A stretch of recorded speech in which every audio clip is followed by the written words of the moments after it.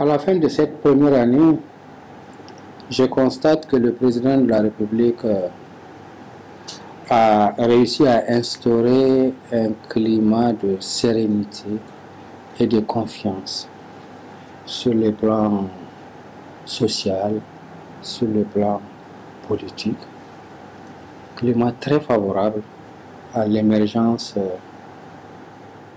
de consensus sur les grandes questions nationales telles que la sécurité, l'école, l'économie par exemple. Et cette sérénité est née essentiellement de la démarche de gouvernance qui a été mise en œuvre par le président de la République. Gouvernance consistant à informer, à écouter, à consulter les différents groupes socio-économiques et politiques de notre pays sur ses priorités qu'il a déjà énoncées dès son investiture le 2 avril 2021, à savoir la bonne gouvernance, la sécurité, l'école, le développement rural. Mais surtout, il a su allier les actes aux paroles, ce qui a convaincu le public nigérien. Ainsi, pour moi, l'an 2 sera l'année où son gouvernement va dérouler tout son programme de campagne avec un environnement beaucoup moins conflictuel, plus consensuel, au grand bonheur des populations nigériennes qui n'attendent que cela.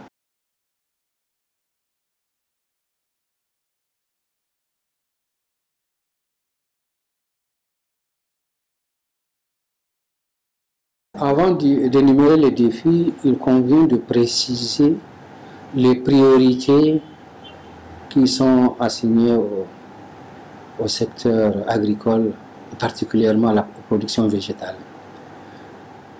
La première priorité, c'est le développement de l'irrigation.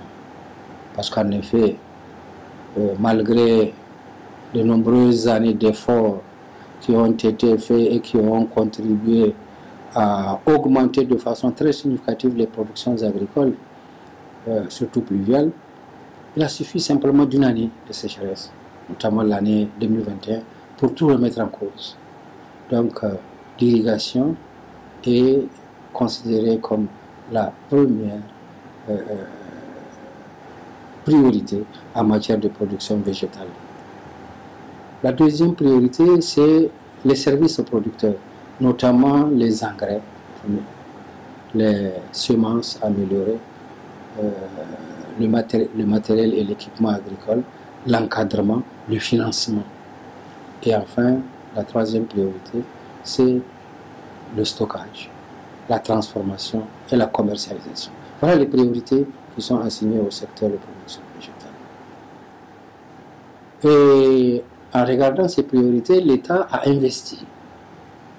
Et l'État a investi dans le secteur agricole essentiellement à travers des projets. Sur les 90 milliards investis annuellement dans le domaine de la production végétale, 75 à 80, sinon plus, milliards sont gérés par les projets.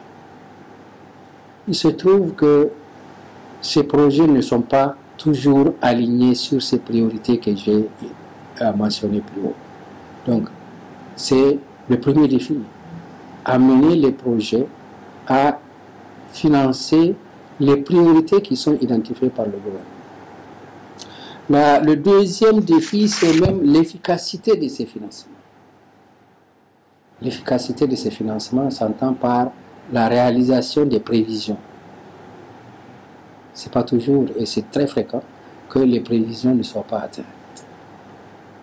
Et c'est important que ces projets améliorent l'efficacité.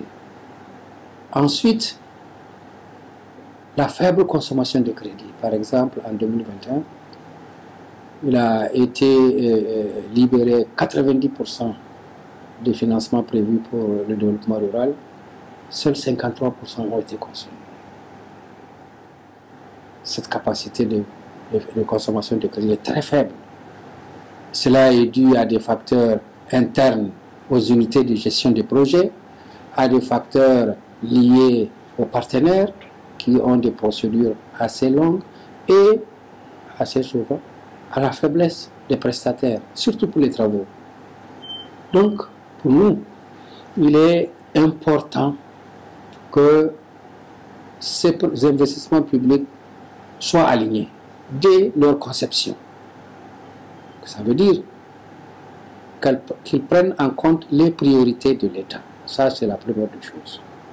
Deuxièmement, que les nombreuses unités de gestion ne permettent pas une gestion efficiente des financements. Ce qui fait que nous recommandons au niveau de notre ministère qu'on revienne à la gestion programme, comme on le fait déjà au niveau du budget programme. Il faut que tous ces projets soient réunis dans des programmes. Et ces programmes soient gérés par les ministères avec la mise en place des fonds communs qui vont être gouvernés de façon plurielle par plusieurs acteurs, y compris les bailleurs de fonds, qui vont participer à la planification, à la gestion, au suivi et au contrôle de ces fonds qui sont mis en place. Voilà un peu la tendance vers laquelle nous nous acheminons au niveau du ministère de l'Agriculture.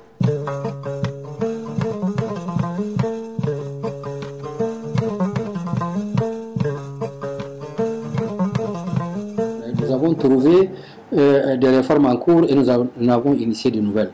Parmi les réformes en cours, nous avons la réforme du secteur de l'engrais, où nous avons parachevé le cadre institutionnel et nous avons opérationnalisé en délivrant un certain nombre d'agréments aux opérateurs pour qu'ils approvisionnent le marché national en intrants. Nous avons également fait adopter la politique foncière rurale qui a été initiée il y a bientôt 9 ans. Nous avons fait adopter par le gouvernement le document de politique et son plan d'action. Cette politique foncière va permettre de mettre en place un cadre légal pour pouvoir permettre des investissements massifs, surtout des investissements privés. Parce qu'actuellement, les questions de foncier rural sont très épineuses et empêchent des investissements privés. Ensuite, nous avons fait adopter la stratégie de développement du riz, la SNDR.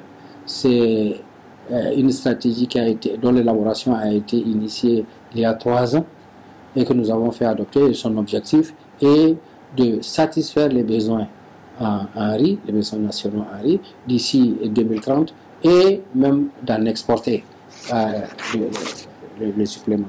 Au niveau des semences améliorées, nous avons trouvé une situation un peu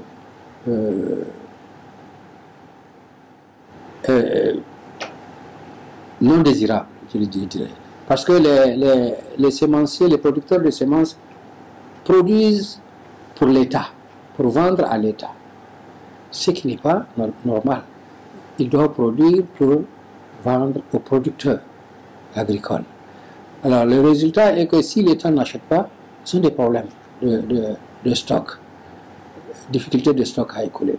Alors, j'ai posé ce diagnostic comme étant une situation très nuisible, une situation qui met en danger la durabilité de notre système semencier. Et que logiquement, les semenciers doivent mettre en place des circuits de distribution aux producteurs, jusqu'aux communes, jusqu'aux gros villages, avec des conditionnements plus adaptés, en petite quantité, 1 kg, 2 kg, 3 kg, pour que les producteurs, dès les premières pluies utiles, achètent ces semences pour les semer. Et non attendre que l'État achemine à partir du niveau central des semences jusque dans les champs. Donc dans ce cadre-là, nous avons trouvé un partenaire qui appuie les producteurs de semences à mettre en place ces réseaux de distribution privée et nous allons tester ces dispositifs dès cette campagne pluviale 2022. On a distribué jusqu'à 3700 semences pour la campagne passée. On a mis à la disposition du pays environ 90 000 tonnes d'engrais qui sont importés par plus de 150 opérateurs privés. Nous avons opérationnalisé 10 maisons de paysans en leur fournissant des semences, des engrais et de l'énergie électrique solaire. Pour la petite irrigation, nous avons aménagé plus de 1300 hectares pour la petite irrigation, avec tout le nécessaire du réseau californien, etc. Et nous avons réhabilité pratiquement des ouvrages avec 111 seuils et 5 mares que nous avons creusés pour réhabiliter. Et dans le domaine malheureusement de la grande irrigation, nous n'avons pas pu faire de réalisation cette année, mais nous avons fait des réhabilitations sur 2850 hectares et nous avons protégé les digues à Niamey, si vous avez dû le voir. C'est cet aménagement pour protéger 1174 hectares. Et la lutte contre les ennemis de culture, où nous avons intervenu 83% des superficies qui ont été déclarées infectées. Et nous avons introduit des ennemis naturels de la chenille mineuse sur 160 000 hectares environ. Et le criquet pèlerin, nous avons fait régulièrement les prospections. Et enfin, en termes de technologies nouvelles, l'INRAN a introduit autour de 54 technologies nouvelles en milieu agricole. Voilà sommairement les réalisations physiques qu'on peut rapporter, mais il y en a beaucoup d'autres.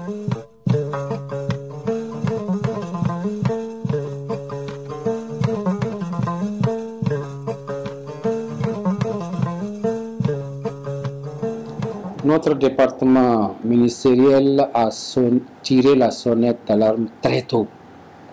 Dès le 7 octobre 2021, nous avons fait une communication au Conseil des ministres pour mettre l'accent sur le caractère préoccupant du déroulement de la campagne.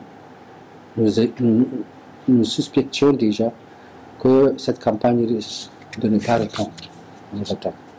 Suite à cette communication, le gouvernement a aussitôt dépêché les missions ministérielles de préévaluation sur le terrain, et les missions de préévaluation ont confirmé cette tendance-là. Et à l'évaluation finale, nous avons en réalité observé plus de 2 millions de tonnes de déficit céréalier qui touchent 6430 villages déficitaires à plus de 50% et plus de 8 500 000 personnes sont affectées. Donc c'est au regard de ces lourds déficits que le gouvernement, comme vous le savez, a élaboré un plan d'urgence pour couvrir les différents secteurs.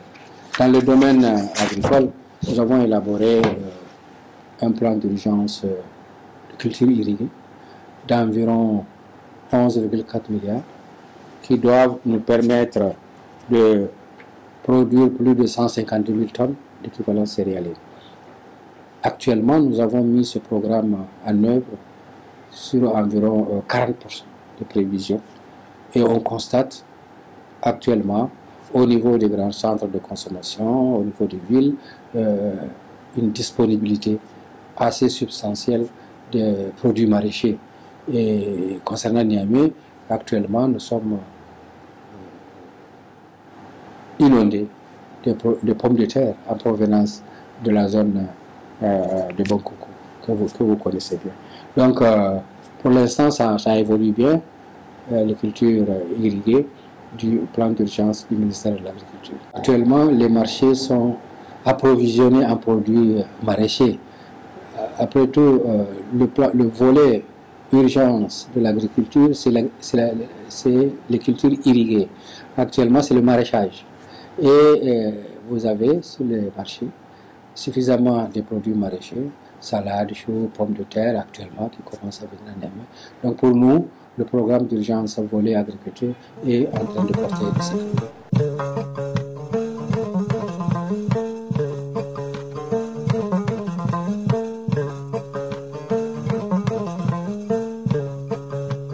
Il faut rappeler que dans le programme de campagne de son Excellence M. Mohamed Bazoum, président de la République, chef de l'État, il a été retenu un certain nombre de filières, on a appelé filières, les programmes phares.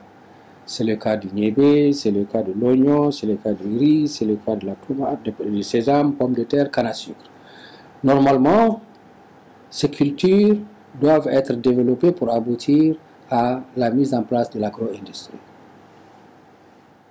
Pour l'instant, nous avons les résultats d'une étude récente qui nous disent que ces produits en réalité que je viens de citer sont compétitifs pour certains, aussi bien au niveau national que régional, pour d'autres au niveau national. Mais dans l'ensemble, cette étude de CAPEJ qui a été diffusée en juillet 2021 montre que la compétitivité de nos produits agricoles diminue constamment sur les 15 dernières années. Nous avons bien sûr la compétitivité sur les produits, mais notre part régresse, du marché régresse. Cela est dû à l'absence ou à la faible accessibilité au crédit pour les investissements et parfois très faible investissement, c'est des petits investissements familiaux, nous n'avons pas de grands investissements. Difficulté d'accès aux intrants, les semences et les engrais, difficulté de transformation, nous avons beaucoup de problèmes, et assez souvent difficulté d'encadrement. Le personnel est insuffisant pour bien encadrer en réalité ces transformations. Alors toutes ces contraintes ont eu lieu et exercent leur effet dans un contexte de questions foncières cruciales. Aujourd'hui, l'accès au foncier, surtout à de grandes superficies pour l'investissement, est très difficile parce que nous n'avons pas clarifié beaucoup de choses. Et c'est ça d'ailleurs le sens de la politique foncière rurale qui a été adoptée, qui permet de définir le cadre, de déterminer ce qui est à l'État, ce qui est au privé, afin de favoriser les investissements. Donc, il faut signaler que plusieurs de ces contraintes sont quand même déjà identifiées par l'État et qui a essayé de mettre en place des solutions. Maintenant, il reste à l'État d'accélérer et d'amplifier et de mettre à l'échelle les solutions préconisées pour que rapidement ces chaînes se développent et que ces produits et d'autres aboutissent à une certaine industrialisation au niveau de notre pays. Chaque année, plus ou moins 200 à 300 milliards de plans de soutien pour appuyer les ménages vulnérables. Cette année, nous sommes aux alentours à plus de 400 milliards. Si vous prenez le plan d'urgence 160 milliards et le plan de soutien autour de 280, nous sommes au-delà de 400 milliards de plans de soutien. Chaque année, nous le faisons. Imaginez que ces 200-300 milliards soient investis dans l'irrigation. Je suis convaincu qu'au bout d'un certain nombre d'années, nous aurons de moins en moins de plans de soutien à élaborer. Nous aurons un système de production agricole durable qui nous permettra de subvenir à nos besoins. C'est pourquoi je lance personnellement un appel à tous les Nigériens pour qu'ils investissent dans la production irriguée sur des superficies de plus en plus grandes et pour dégager des richesses qui sont utiles pour le pays et surtout pour reculer l'insécurité alimentaire.